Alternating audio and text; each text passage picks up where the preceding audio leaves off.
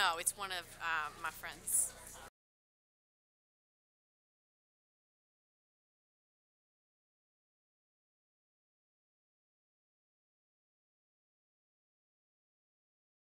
My 40-pound dog is trying to curl up in her lap. Like, I love you.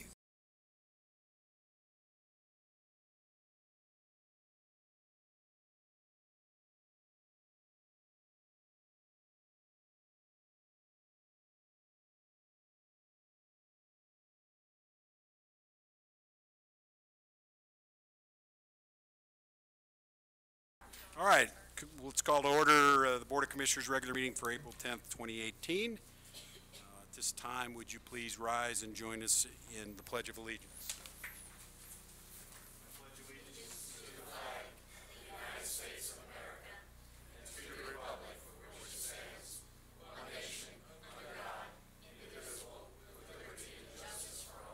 Please remain standing for a moment of silence.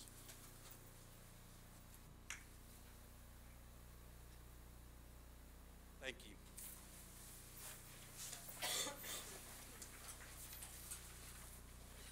So before we adopt the agenda, could everybody join me and the board in congratulating Chief Ice? He's somewhere in his 6th decade.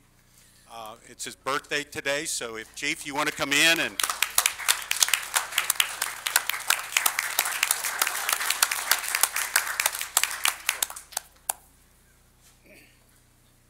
I'm in trouble. Okay.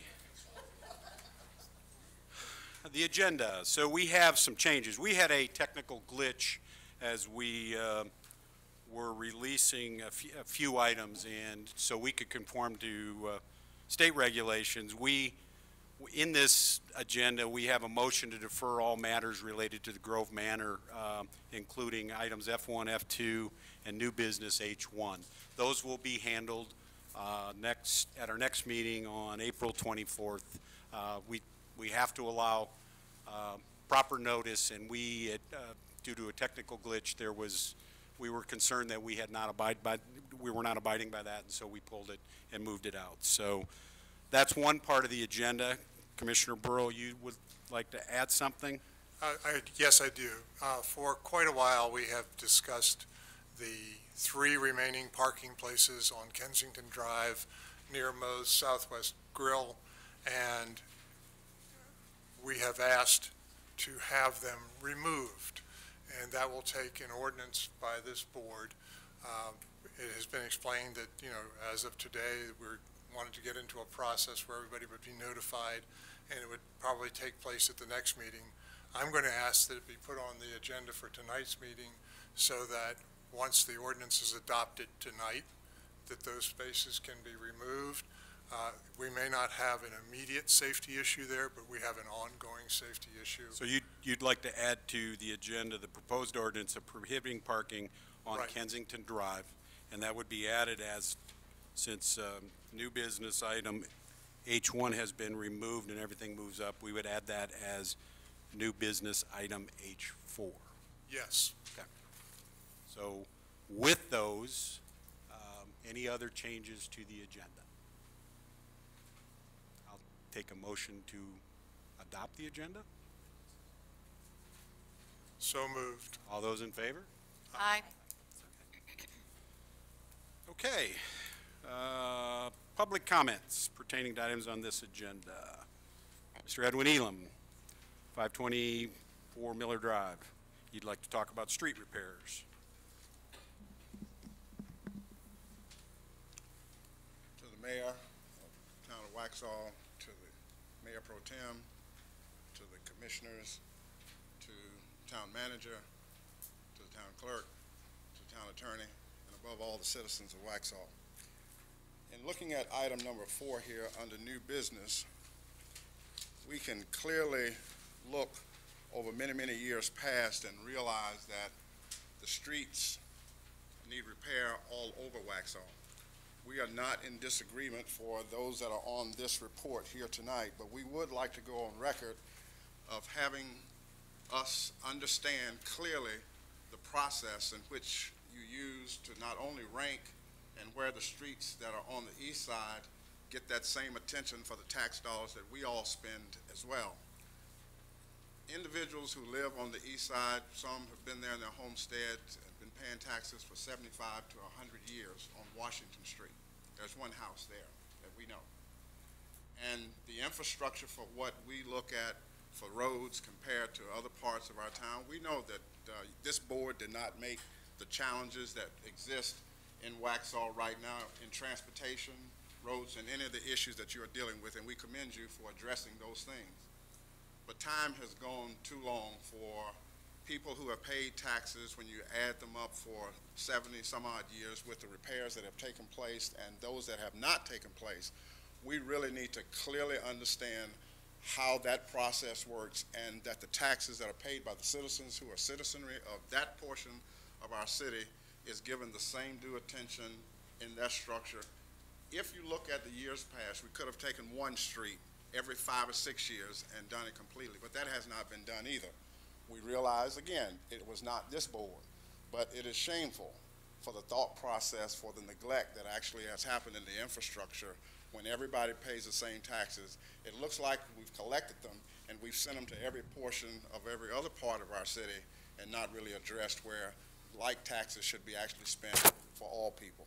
We thank you for your time tonight. We just want to raise the issue of putting that on your priority, that we are all looking at that issue for all people.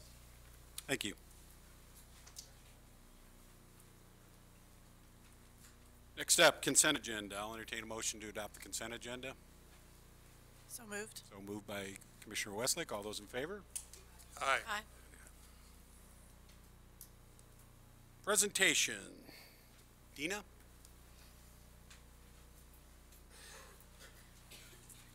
Hello all. I'm here tonight to help congratulate two of these young ladies behind me for their Girl Scout Silver project. Miss Jessica and MJ are cadets Indie Girl Scouts that just finished up their silver project. They did a little free library in form of a bench down at our children's park. It got installed about 2 weeks ago, and it's been a wonderful addition to our park. The bench is located in between the playground and the skate park in that grassy area, so parents now can sit and watch both sides and enjoy a free book with their family.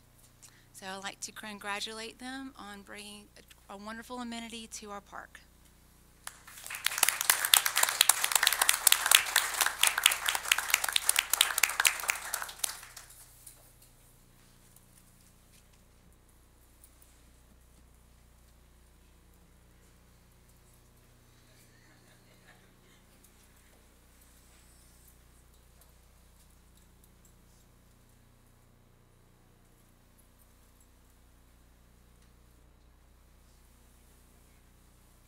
Thank you.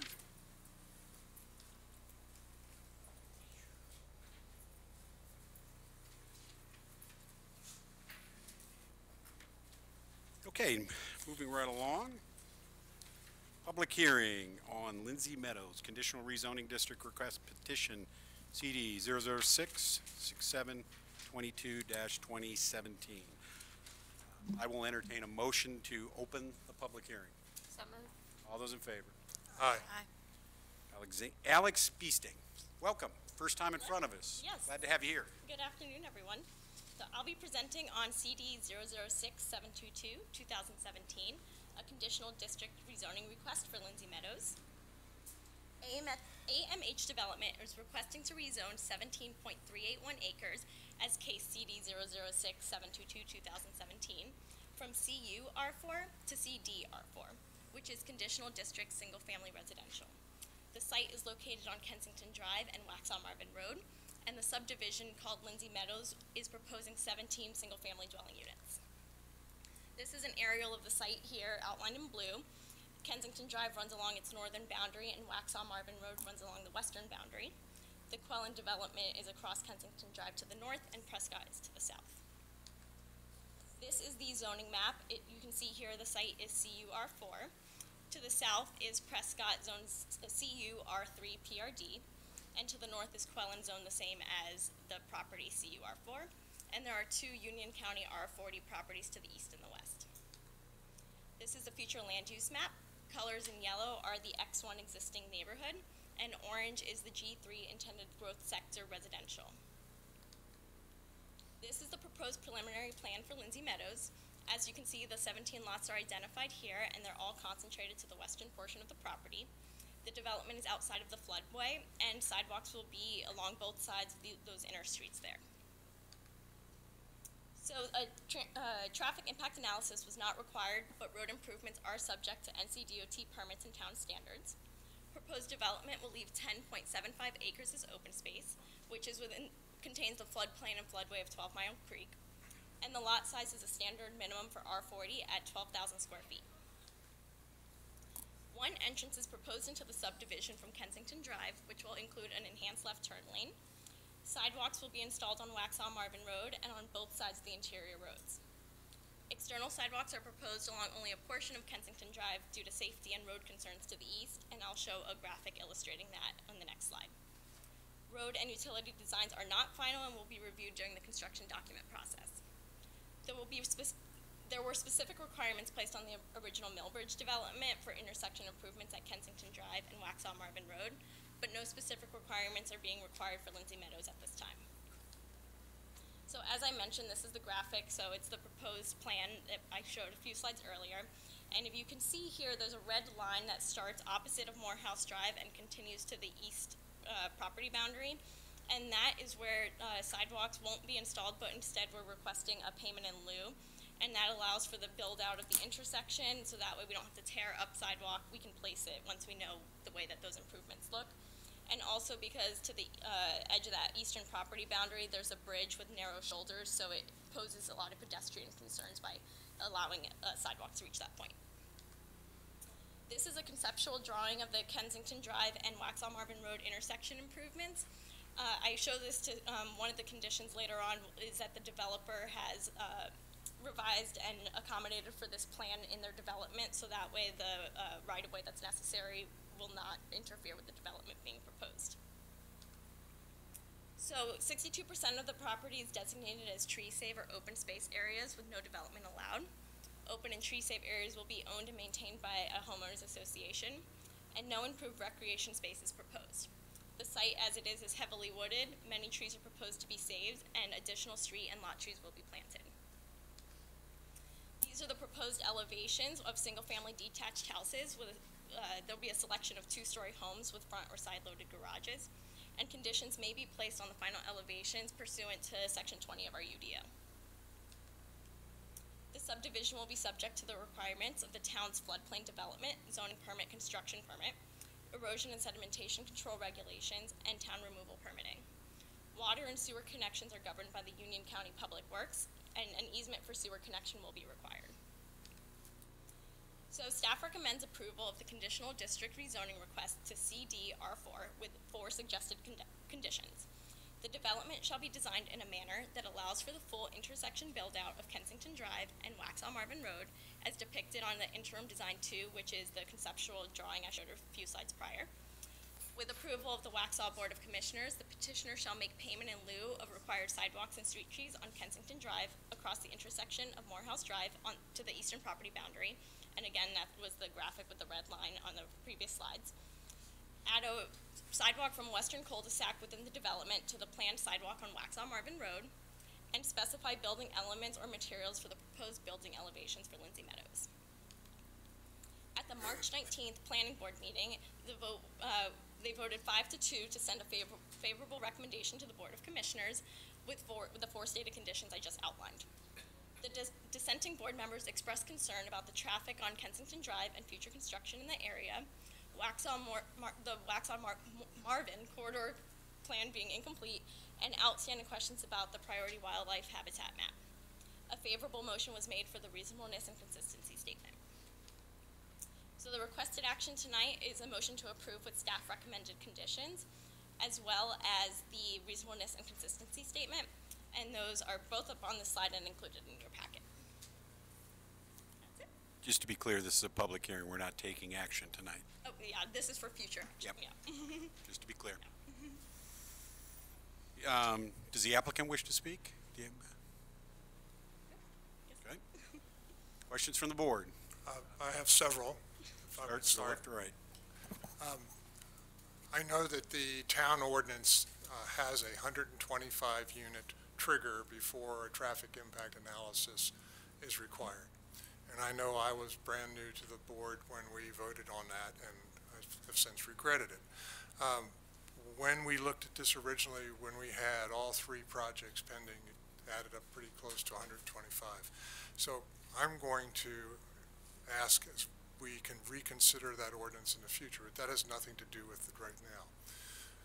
Since we don't require a traffic impact analysis from the developer, I feel we are not getting sufficient information without a traffic impact analysis, even if the town has to do it itself, pay for it because we don't require it, for me to be asked to vote in favor of a project like this. I have some specific concerns. When I looked at the plans that were presented to the planning board, et cetera, where the access point is, it seemed to me it might have made more sense to line it up with Morehouse Road. And I had heard some scuttlebutt about, expenses and stuff like that, which I really don't care about. But what I did see is when someone is coming home from Curitan Town Center and they go to make a left into that community, they're still on the two-lane portion of the road. Now, I don't know if you're going to address that or not, but I want to say it tonight so you have a chance. There will be an enhanced left turn lane into the development. As long as there is a left turn lane there so we don't recreate Ennis Road or Gray Byram or Bonds Grove Road, that is important as far as I'm concerned. So those were the things that I wanted to say tonight. But let's make sure we get your questions clear. Are you asking for additional traffic information? I am. Okay, so can we put that in the minutes? And you've asked, is there a left turn lane, and your answer is? Yes, there is an enhanced. There will be. Yeah. I haven't seen it yet, but that's important as far as I'm concerned. Let's just go left to, okay. Commissioner Westlake? Okay, I need a little bit of education here on this. What is the difference between conditional, the CUR4 and the CDR4? So if they had an option of doing a conditional use permit, that's a quasi-judicial process, so that was an option when we laid it out to them, that they could either do a conditional use permit or conditional district rezoning, and it's completely up to the applicant which avenue they want to pursue, and they chose conditional district because it wasn't quasi-judicial, and the extra layers of regulations that go along with that. And so currently it's conditional use because it was part of the Quellen subdivision before. Is that what the history of this is? Yeah, and that so was the rezoning they gave it. is there, and this may be an attorney question or not, is there a way to do a straight zoning on this, or does it needs to be conditional district? Usually the board would generally prefer conditional zoning because that allows you to put the conditions here. You had staff recommending 4 conditions. You had the realignment of the street. So I think they encouraged the applicant to go with the conditional zoning because the adjacent properties were conditional use. And we have tried to encourage people to go through the conditional as opposed to remain in the conditional use because of the quasi-judicial hearing, the ex parte communications, all of the limitations you have in that older zoning classification. In fact, the town no longer allows new conditional use zoning. They allow conditional zoning. So I think that the conditional is a good fit because it does allow you to place reasonable conditions if agreed upon by the applicant. There has to be mutual agreement. Okay, so my concern is the floodplain area, and I see a few lots where the floodplain comes directly up to the house, not just the property, but to the back of the house, the structure. And that concerns me because if there's any margin of error here on,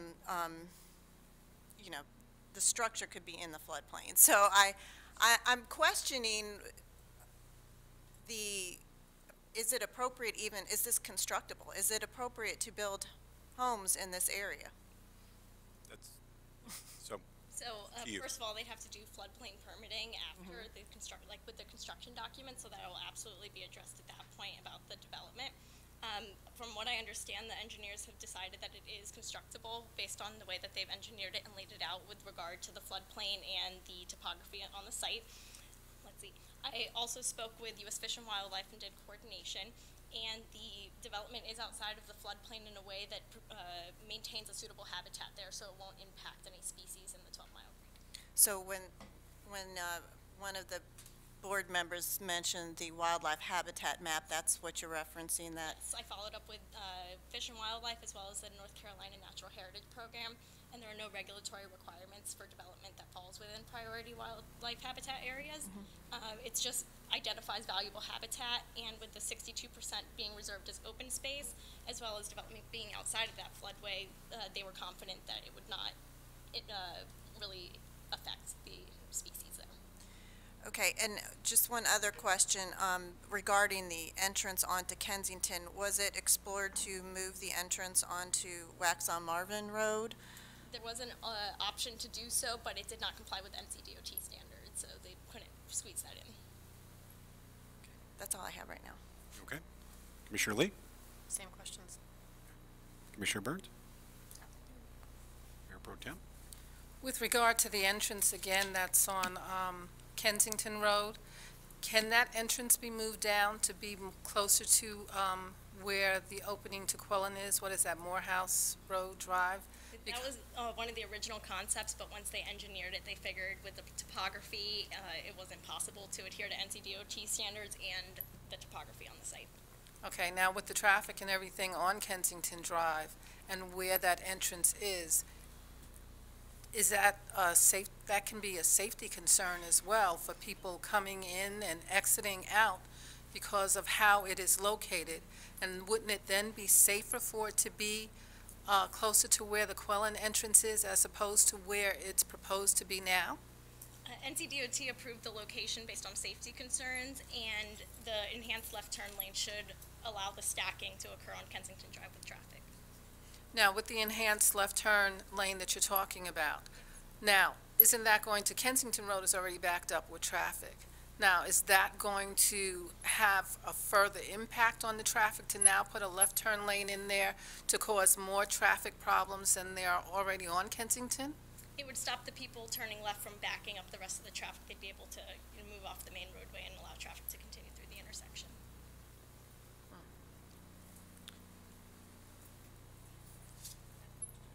Commissioner Burns? How many cars are available I actually space for the don't stacking? know the engineering of that. I don't know. I can defer that question and find the answer for that better for you.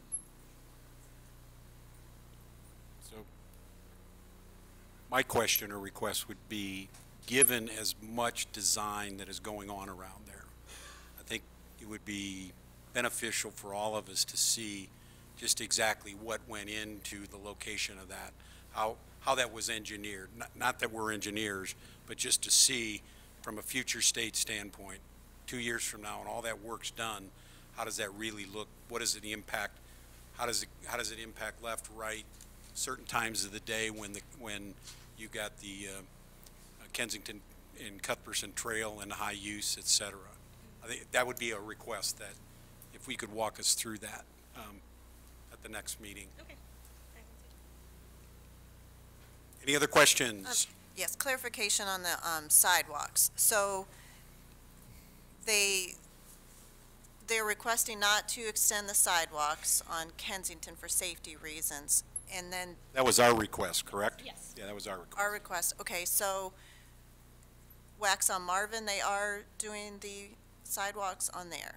Yes. And that just goes from there to The property. Prescott or wherever it picks up? Is there sidewalks by Prescott? I'm trying to think. No, Okay. not on that side. So are we doing it in lieu of Kensington, or they're giving funding back to the town in exchange for the sidewalks? Is that what it is? So for the portion indicated in red, that would be where they're paying a payment in lieu, and they would pay what it costs to build a sidewalk. It goes into a fund that we have, so we build it when we're ready and the Kensington build-out is complete, so we know exactly where it needs to be.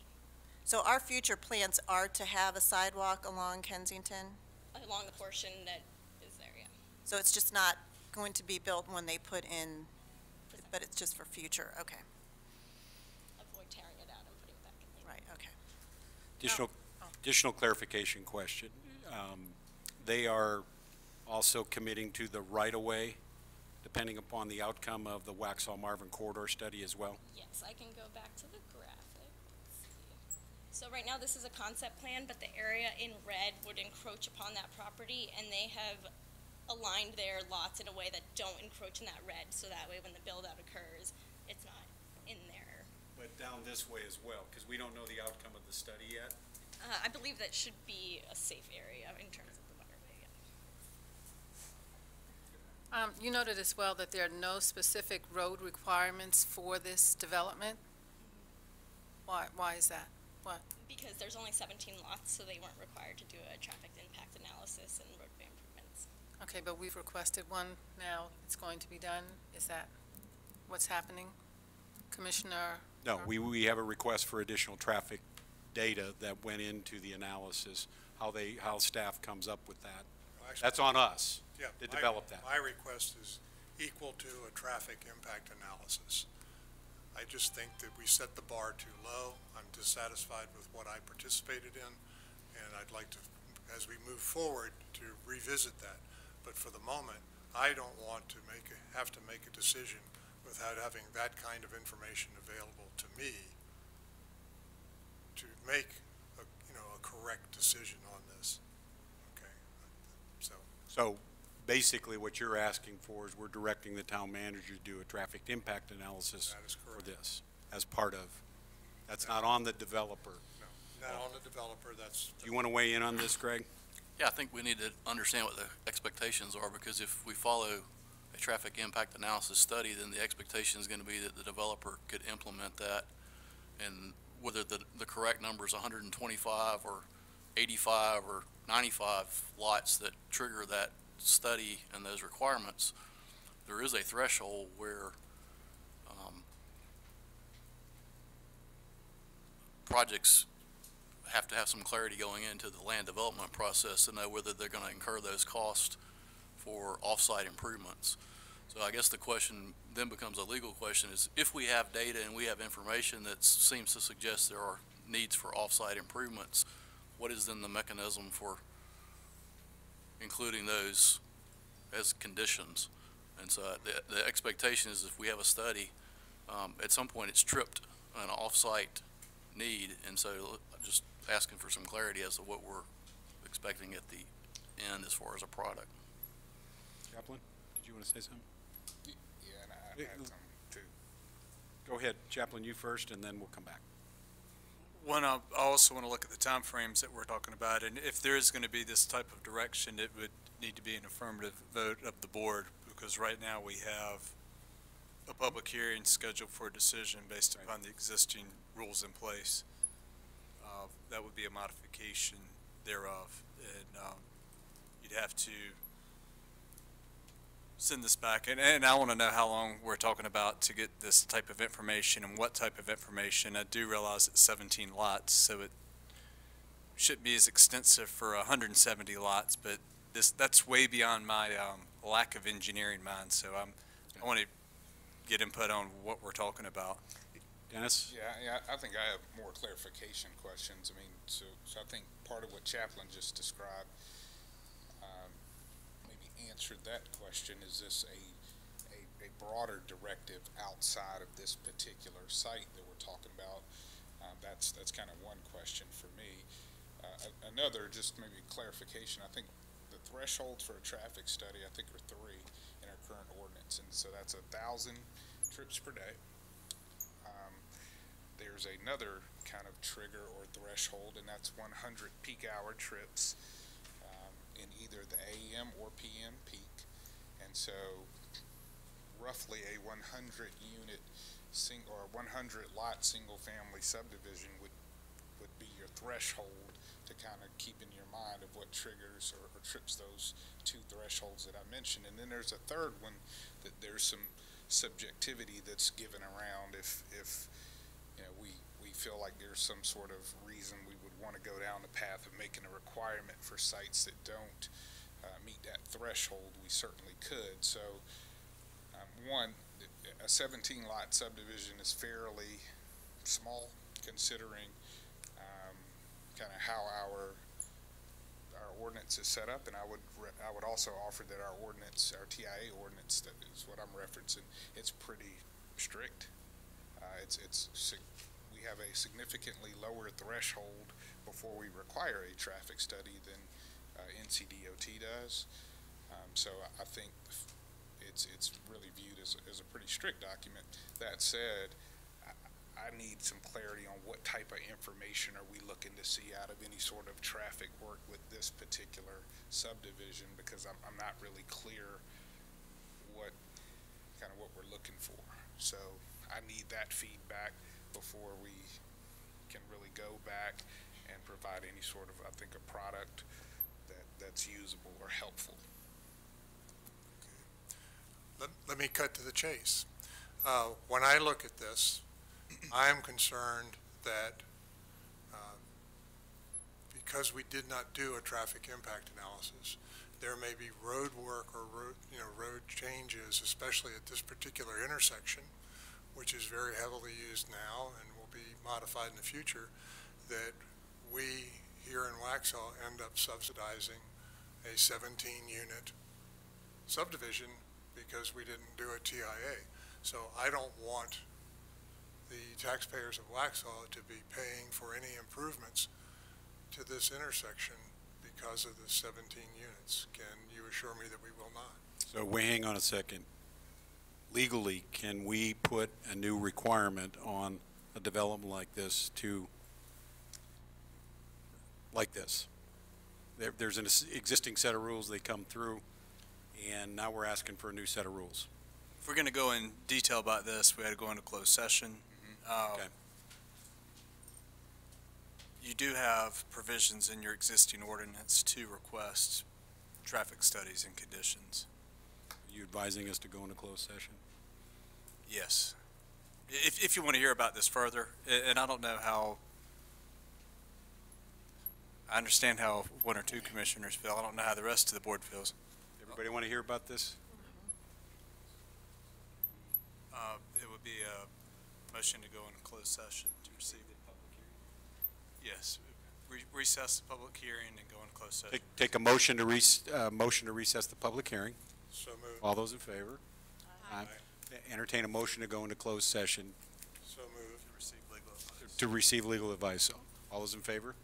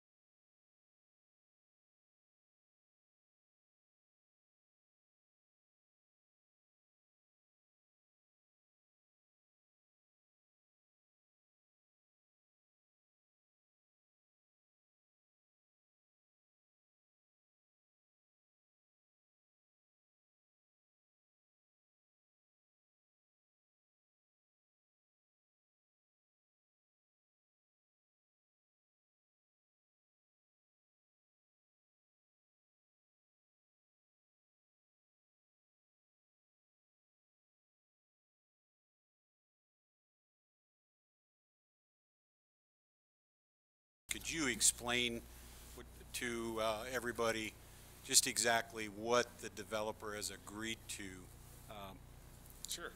Yeah, absolutely. So this is kind of restating a little bit of what Alex said earlier, but just to clarify, there's two pretty big things that the items that the developer is agreeing to provide, and one is space in the form of right-of-way to accommodate this blue and kind of red line, and then the blue line that you see if you follow the cursor or the laser pointer.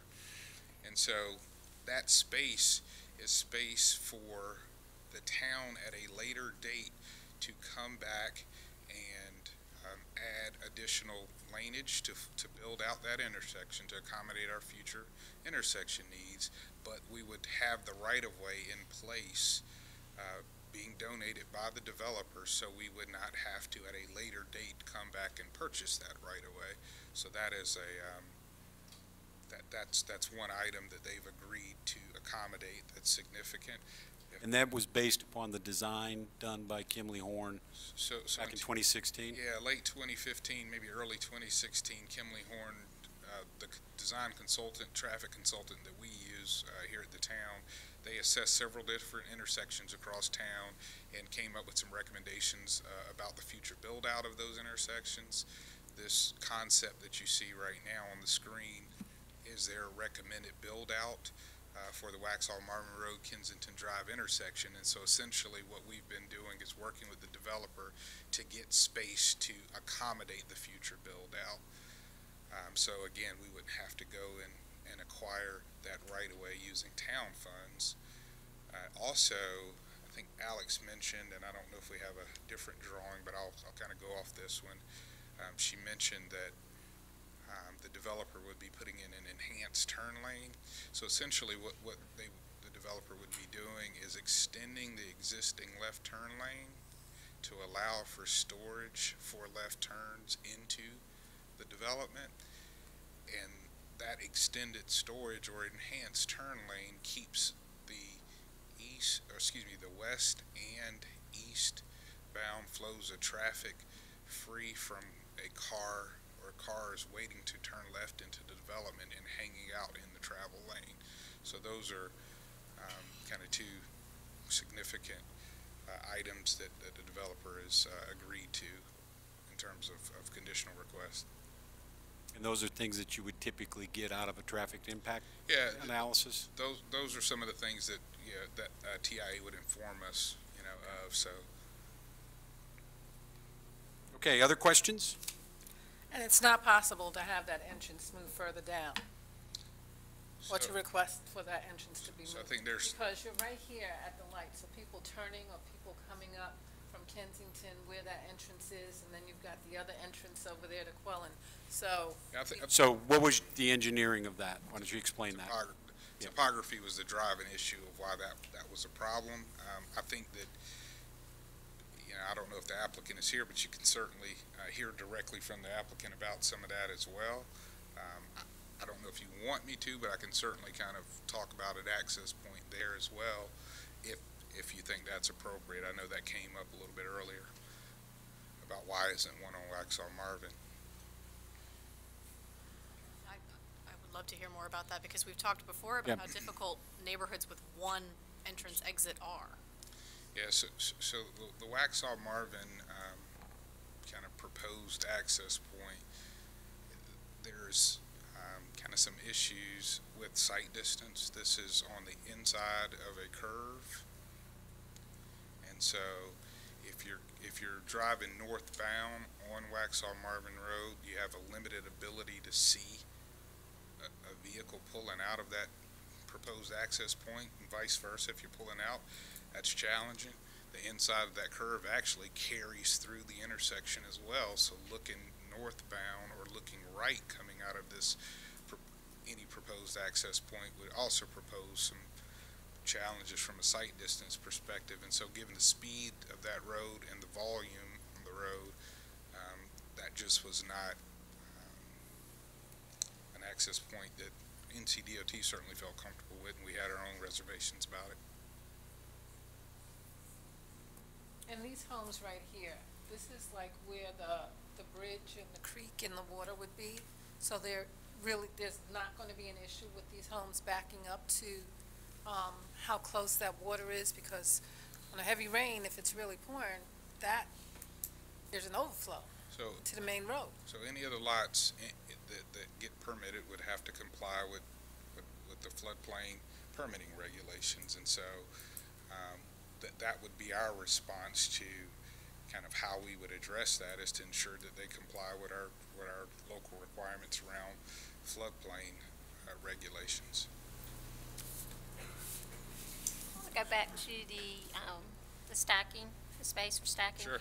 You said to 50 feet. That's Sure. approximately 2 cars. So Sure. if there's more than 2 cars turning left into there, that would back up and into the Kensington and stop the traffic, correct?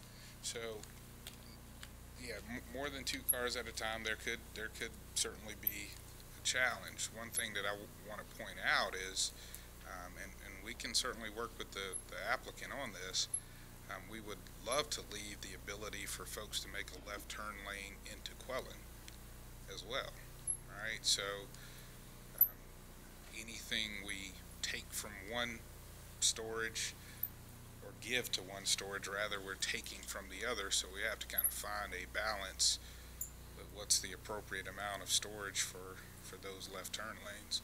But we can certainly work with the applicant on that in some detail between now and when the board takes a vote on this particular application. This would be less on the applicant and more on us. Have we, or considered or talked with DOT, because you're going from a 45 to a 25, almost instantaneous. On which road? 45 going, I guess that's east.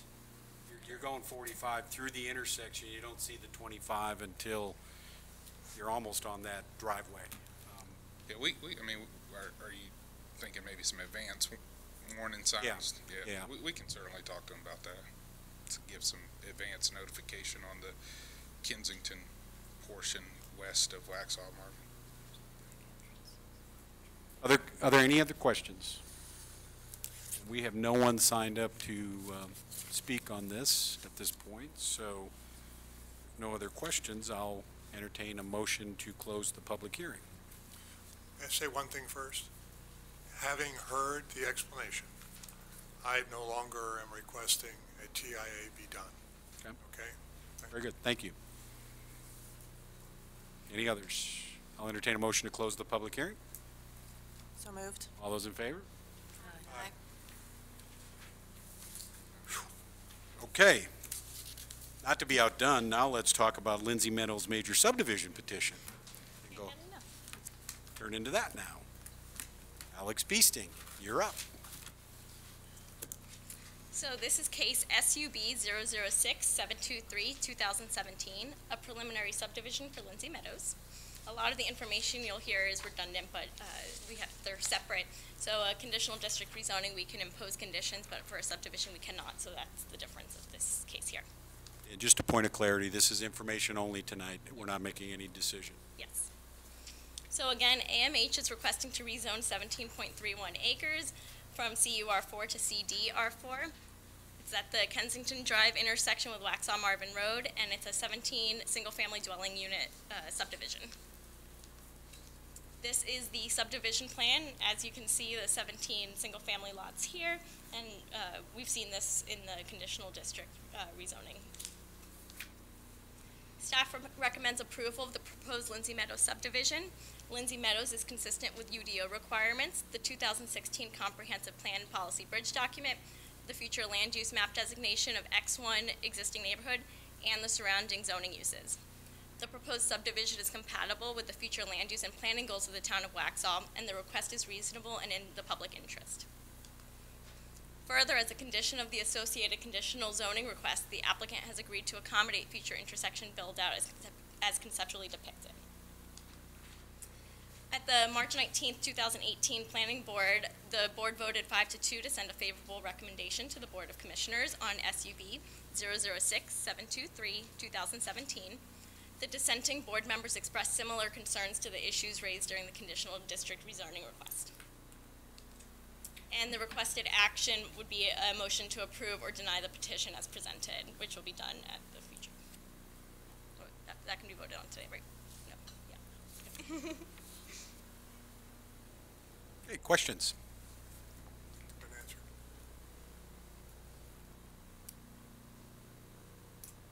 Not directly to this, but I think and in the ones that are going to come up on the 24th, we continue to hear the Waxhaw Marvin corridor plan. Perhaps, as part of the meeting, you can get a brief update of that prior, just as an informational report from Dennis and his team.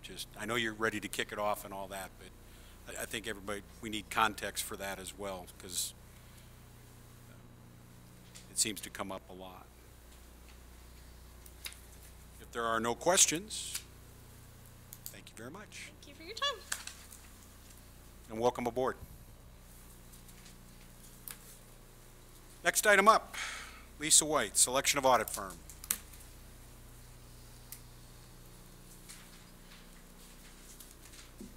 Thank you. In February, the town issued a request for proposal from independent auditing firms to audit our financial statements. We posted the request for proposal on the town website, on the finance officer's website, and we mailed it to 60 audit firms in North Carolina and South Carolina and various other places. We got 9 responses back. We selected 5 members of staff, including myself and the town manager, to independently rate each of the firms. We opened only the technical parts of the proposal and did not we did not open the cost proposals until after we had independently rated them. Each person rated the firms based on a matrix of 24 criteria. Then we narrowed it down to the top 3. One of the firms outranked all of the other firms by far. And that firm is Green Finney, and they have agreed to give us the price that is the same as the audit firm last year of $21,100. Any questions? I have one for you, and just a point of clarification, just for sake of on the record. We had used the previous law audit firm for many years, and it's just part of the natural progression that you. Right. Yeah. It is very common to routinely, Change. yeah. Okay. Any questions? If not, I'll entertain a motion to not only approve the selection of the firm, but also the state-required contract that comes from the LGC in the amount of $21,100. So moved. All those in favor? Aye. Aye. Okay. Thank you. Thank you.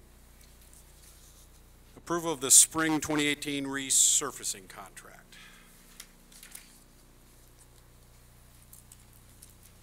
Yep. Welcome. Good evening. Thank you.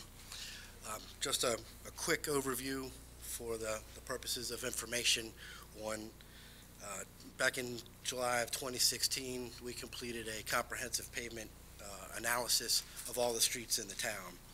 And based on that, we've been going down the priority list based purely on rating in deciding what streets to do and when to do them. And so that is how we have been arriving in the past 2 contracts to the streets that we've selected. I believe we've provided a map here that kind of shows the current ones we're proposing for this year based on their condition. It's all of the Southbrook subdivision and Dunsmore Street as part of Harrison Park. We've selected red clay and are proposing to contract with them to complete this work, which will be done before the end of the fiscal year.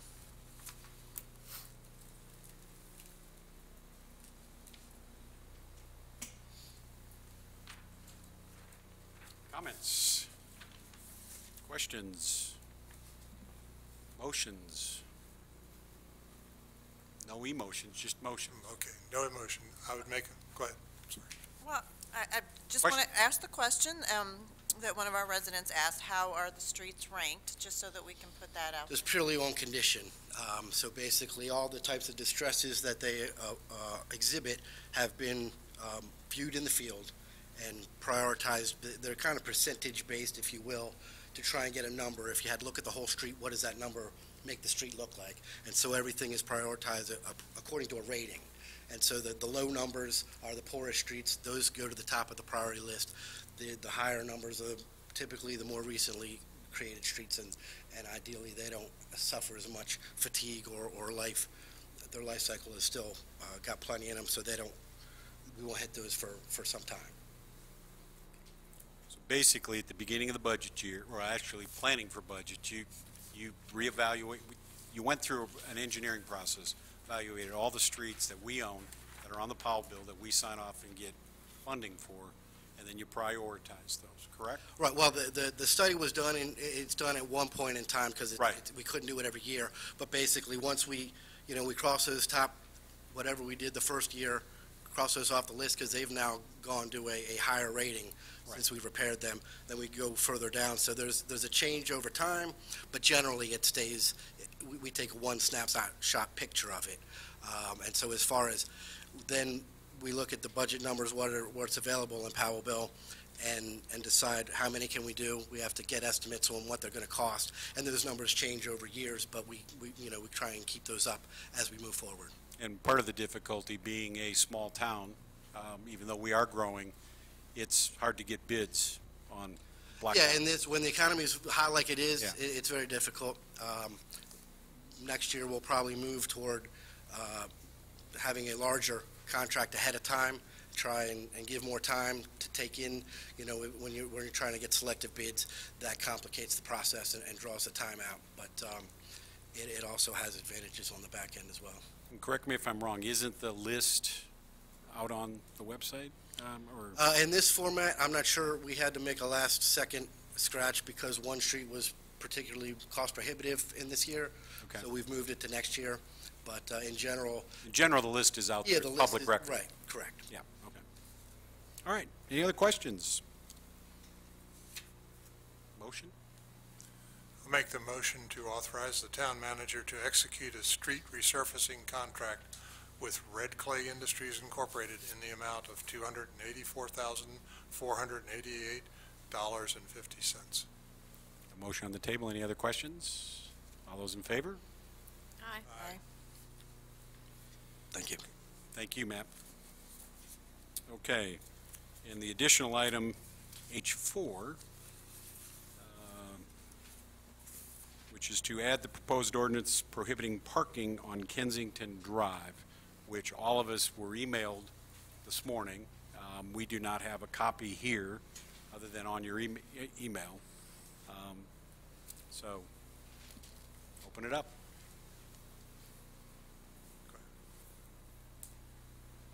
I have to open up It's as simple as discussion on. Do you want to make a motion to adopt the proposed ordinance as presented? Does anybody want to make it? I'll make the motion. Okay, so we have a motion from Commissioner Burrell to adopt the proposed ordinance as presented in the email from the town manager this morning, prohibiting parking on Kensington Drive, which by law then would take effect 30 days from signature. So that motion's on the table. Any further discussion? All those in favor signify by saying aye. Aye. Aye. Any opposed? Okay, the ayes have it. Okay, reports and comments. Do you have a clicker?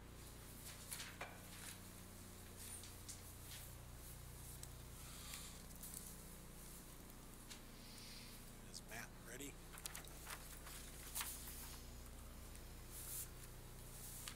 We're on the home stretch.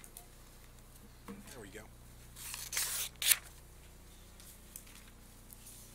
Commissioner Lee and I had the opportunity to attend a meeting hosted by the Carolina Council of Government that brought together the two regional transportation organizations, the Cleveland, Gaston, Lincoln. I have no idea how they put all those letters together, MPO, and then the Charlotte Regional Transportation Region, the transportation organizations. And the whole intent of that was to help educate all of us on how big the region is becoming and how transportation really impacts it. And Commissioner Lee, jump in wherever you want to. But a couple things that we wanted to show you, and that is the population numbers. And the population numbers, we've doubled in size in 20 years in Union County, and we're going to grow another 30 to 35% in another 20 years. As Commissioner Lee and I were driving back and forth, we were saying, you know what, that spans 20 boards. So a lot of people have to get involved to manage this very effectively, because it's not just any one person that can tackle this. This covers 20 years prior and 20 years in the future, or 40 years. Union County, 118,000 in 20 years, and it's another 90 in the next 20 years. That is what is projected. The region, 95 people a day move here. And you start thinking about what that is going to do with the roads. The thing that I was looking at these numbers today, and it didn't jump out at me at the meeting, Union County only represents 15% of the region. So if we don't have our plans together and our collaboration together, we're competing with 85% of the population elsewhere. And I'm sorry. Go ahead. No, go ahead. We've also heard at some of these, not so much at this meeting, but at other CRTPO meetings, that Western Union County might have a growth rate as high as 50 or 60%. Right. Very definite urban-rural divide even in Union County. So, that's one of the reasons why we work very hard with the county and with our neighboring municipalities on transportation, and make sure that everybody's educated on it, because it is, take it away from us. They're planning a complete widening of I-85 in the next 7 years, and when they're done with it, they anticipate that they will then need to start the next widening of it. That's how phenomenal the growth is, and that's what we're competing against. The other thing that was very interesting that they shared with us, and not that you can read the numbers, but that bar in the middle on Union County means we have more people exiting the county every day and coming back at night.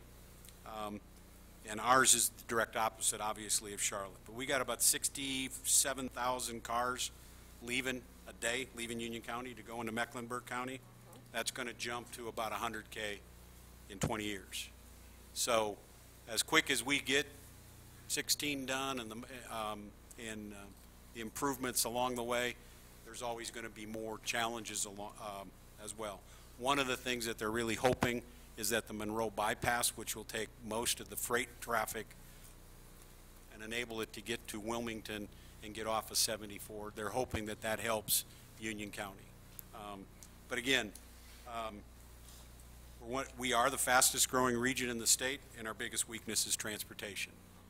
And they're trying to get their arms around the planning of this, but it is a challenge, and it's one of the reasons why Commissioner Lee and I go down to those meetings every month, because they're vitally important, and they're trying to communicate more effectively with that. Do you want to add any? No, I think you're hitting the major points, that the idea that we are trying to compete for time, money, and attention, and we are just a small fraction of the issues that they have to deal with. And they're talking about timelines that are 20 years, 30 years, 40 years, 50 years plans, because that's how long it takes to get through the funding and the designing and get these projects accomplished. So this is these are beasts to tackle that take all of us working together. A few days prior to that, Commissioner Burl and I went up to a legislative agenda on this topic in Raleigh. Well, this topic came up, and they had the chief operating officer from DOT, and he put this in perspective for us. One, they're working on some legislation. I'm not going to say this right, so whoever's out there quoting me on and putting it out on Facebook, I admit I'm going to get this wrong. But basically, the financial modeling will try to take most of the federal activity out of it, so you can speed it up. And you can bring and allow more money in the state. And they're working on some financial models with the legislature on that. But the thing that I had never heard explained this way, and Greg and I were talking, and we couldn't remember the term, but used to be all the roads were handled politically, and I call it a legacy fund. Once they moved to a needs-based, data-driven, what they found were 85% of the needs were not in the legacy funding. And so they have this big mismatch that's been trying to manage since 2013. How do you move the monies and the needs and the drivers from one side to the other? And it was really interesting to hear that and hear how they're trying to tackle that, and it's billions of dollars. So we understand the transportation pain, we feel it, and it's a big thing, big challenge for all of us. Okay, with that, you know, I poked a little fun about I don't want to get misquoted on Facebook because I get misquoted all the time, but one of the things, you know, let me switch gears a little bit. I've had the opportunity the last 2 weeks going into spring break of attending two things. It's the Wingate Engaged Citizenship series that's hosted by their president, Rhett Brown, and the genesis was a conversation at Sun Valley Cafe with Representative Craig Horn and Dr. Brown, and he poked fun at Representative Horn, but his main premise was, we don't get together and talk about, the quote's up there, we don't get together and talk about important things. We just seem to go to our division, our camps, our teams, and just shout at one another. Is there a mechanism to get together and talk about substantive issues? Folks, the board meeting is the opportunity. The budget process, we are in the budget season. We have a number of budget sessions. We aren't going to tackle the questions that are out on Facebook because we can't even keep up with the misinformation. But we welcome anybody and everybody to come and talk about it and raise your questions with us. This is a great place to talk about it, and if we have to modify some of the rules and just pause and listen, we're happy to do that. But we have to be able to talk about them because our budget is getting complex. We have complex issues. We're growing. We have to address those things. The other thing that just hit me in the face, like in the head with like a 2x4. So I had a chance, and this is not about me. I'm just highlighting a point. I had the chance to go to Career Day at Kensington Elementary, 4th grade class, and talk, and you talk about how things that you remember from your childhood that you carry forward, and you're trying to gear it towards them, throw it open to questions, and then after, I got the obligatory, how much do you weigh? Have you always weighed that much, and all that stuff. One kid raised his hand and said, does what people write on Facebook cause harm? And if that isn't a provocative question from a 4th grader, I don't know what is. And we had probably a 10-minute conversation about what that means. And by the way, as a 4th grader, as you go out there, and I don't care what tool you use, I guess I'm told Facebook is just for us old people, but I don't know. The kids use a whole bunch of other tools, but bottom line is that stays with you. And we got into a very good conversation about those things that you say out there stay with you. Why do I say that? We've had an interesting couple of weeks here in the town, and we're making some decisions and talking about some things as a board, and it's a good conversation. But the bottom line is that there's a lot of public pages out there. They create a heck of an exposure for the town. There's a lot of misinformation. A lot of misinformation. As importantly, we get ourselves in trouble if we start chiming in, violating open meeting laws and public records laws. If we start weighing in on town business on a public forum like that. We shouldn't do that. We try to prevent ourselves from doing it. But I will say every one of us just gets mad at some point in time, and you just kind of want to take some people on, and you have to just back off on that, because that creates an exposure for the town, and there's no way you can tackle all the misinformation. The other thing is, once we start to play out there and talk out there, and there's photos out there, suddenly the town is coming close to infringing on the rights of citizens. So as a board, as a town, we have an official Facebook page and a website for all communication. And if it isn't there, then it's not official communication. And we're investing more, we're working more that way. That's the way we have to drive it.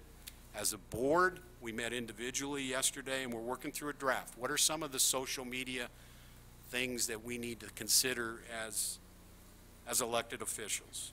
And you see them up here. We presented them to each other. These came we didn't make them up ourselves. We went and got some advice from a national organization called the League of Cities. Others are struggling with it. But, you know, I get a text yesterday saying, can you say something? Because what they're saying is so wrong. And you know, I just have to say, disengage, or, hey, listen, we will address it, and we're addressing it from here. Which gets to the next thing, the budget.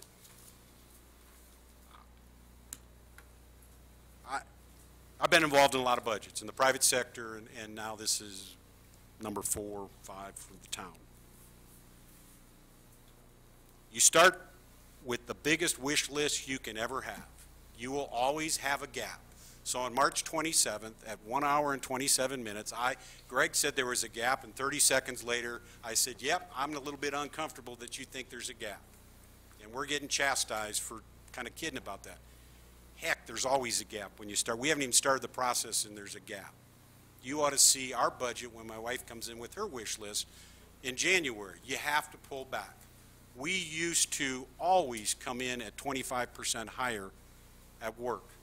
Force people to give us guidance. And the guidance is the values, priorities, and the work plan that you want for your business or your town. That's what we're in the process that we've just started. Lisa and Greg are doing a phenomenal job. They're abiding by the state law. We must have a balanced budget. We must have it by June 30th. We have to, by law, have a public hearing before approving the budget, give everybody a chance to look at it, talk about it, critique it, give us advice, counsel. Before that, I think we have 4 budget work sessions here, 3 or 4, that we will go through things in a work session environment where people are welcome to attend, talk about it, come back for the public comments, tell us what you think. You know, we took out all the frills this year so we couldn't have a birthday cake tonight for Chief Ice. Just making sure you're still with us, Chief. But it's a process. You know, if people want to criticize us, have at it. We're in the middle of a process, and we're doing, all of us are committed to what's best for the town. It takes 6 months. Lisa and Greg, start with the bottom up. Staff, give us everything you got. Fire away. Capture the full spectrum of services. Mandatory, must-haves, nice-to-haves. The mandatories change. Solid waste. I was looking at the numbers. What's the budget for it this year? Over $1 million? Yeah, well over $1 million. Yeah, 2013 it was $363,000. That's growth. You have to accommodate that. You have to go after it. You have to plan for it. There's not a lot you can cut there. You have to work it. You can get more efficient, and that's what we're trying to do. But once staff does that, we go through a long refinement and discussion. Manager and finance director with the staff and with the boards. They talk it through. Lisa gets in there with her sharp knife and starts cutting away and demanding, why do you need it? What's it for? How do you do it? Can we do it differently? They have all those discussions before they ever bring it with the staff to the BOC, and we're starting that process now. And all of that will lead up to a presentation of a balanced budget. And all of that will lead to a public hearing, and all of that will lead to a board approval of the final budget, and then we take the first week of July off. It's a long but a rigorous and a necessary process, and again, it goes back to identify the values, priorities, and work plan for the town. I get frustrated when people are out there making stuff up just to talk about things and get things stirred up. If you have an issue with the budget or what we're spending it on, please come in. We will listen. All 6 of us will sit here and listen, but we're not going to engage you on Facebook. We really need your input. You know, I was told I was getting quoted but nobody would ever call me to say, this is what you said. Is that what you really meant? What did you mean? You know, that stuff rolls off me pretty easily. But come on, let's do this. And this is probably one of the most important budget years for the town. And I'm begging everybody to come on in, talk about it. Let's make sure we got the priorities aligned with our values and where we want to take this, and make sure we got a work plan to achieve it, because we've got some challenges out there. All right, I'll get off my soapbox. Does anybody want to add anything? I mean, this is kind of where we are. I think everything you're saying is right. I just to add a little something for the public too, we always have to consider the source. If you're going to go to Facebook for your information, if you're going to go to the internet, if you're going to go anywhere, you always have to take time to consider the source. And one thing that is easy to do is simplify and oversimplify an issue. It's easy to put an issue out there and say it's an A and B situation. It's either A or B. It's either yes or no. It's either this or that. But nothing in a budget cycle is ever A or B. These are complicated issues. There are third choices, fourth choices, fifth choices, sixth choices, 12th ways that we can do it. So if you are struggling with, is this an A or B scenario, come in and ask a question. If you are reading someone or hearing from someone say, oh, it's a yes or no, they probably are confused about the issue too. And encourage them, please, to come in and ask us questions and be a part of this and sign up for public comment and get a better sense of what is going on. Because nothing is ever black, white, yes, no, A, B. It's many layers, and it's easy to get confused. So I hesitate to say this, but I will. So I get a call this afternoon at about 4:30 from former Commissioner John Hunt. He said, this may have gotten me elected, but after what I saw this week, I told you guys not to count on Facebook University. And he just said, I can't believe what's being said out there. He said, man, it's just false.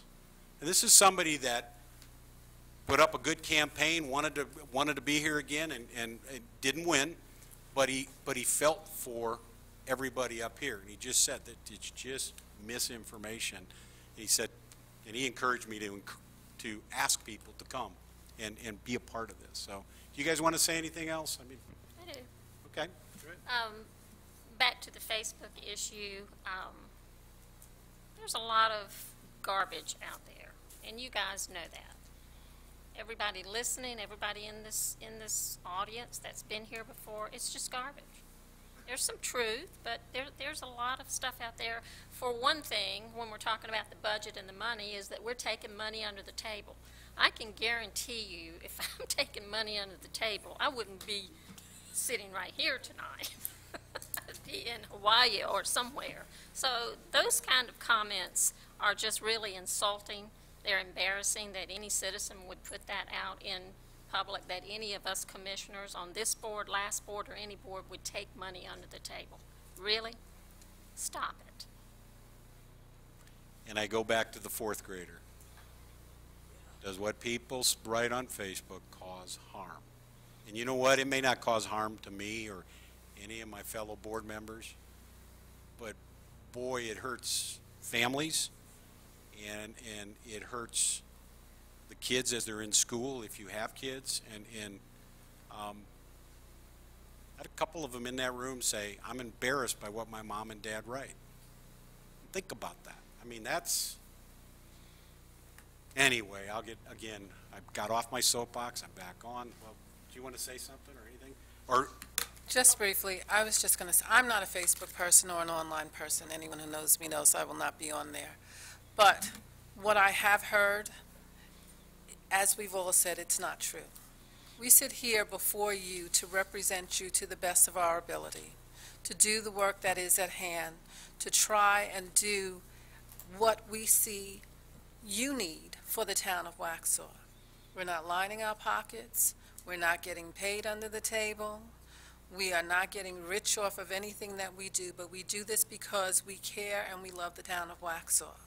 So what we're doing now throughout this process and in the budget season, we do hope that you come out, that you encourage your neighbors to come out, that you work with us, not against us, because we are not against you.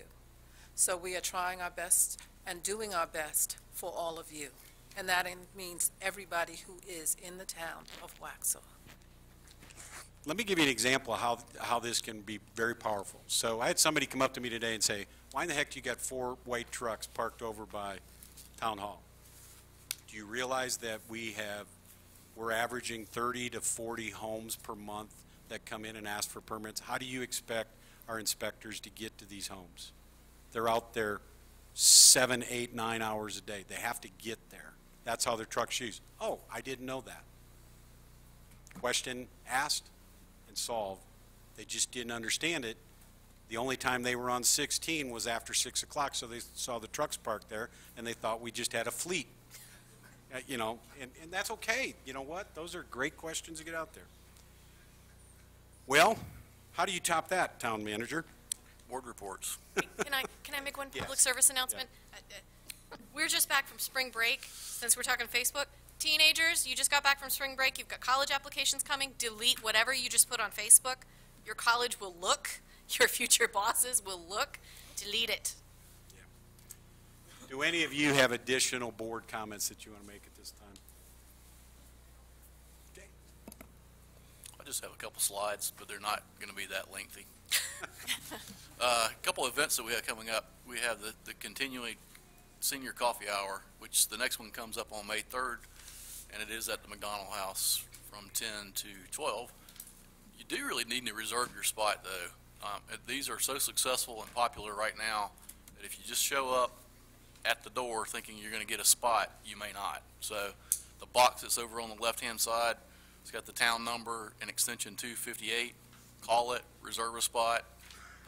This is going to be interesting. Waxhaw history. If you've been here a long time, it's probably still going to be interesting because there's going to be some new nuggets that you might not have heard. So absolutely look for that very soon, May 3rd. The next big event that the Parks and Rec staff is working on is a huge event every year is Kaleidoscope. May 19th and 20th, we'll have the entire downtown events going on. Hope to see good weather, but this is really the major kickoff to the event season. We've had some small events already take place, but this is the major one for the spring. Just wanted to highlight that. The last thing is really more of an information item as to the success that's currently being enjoyed in seeing the recycling program be implemented to a higher and different level.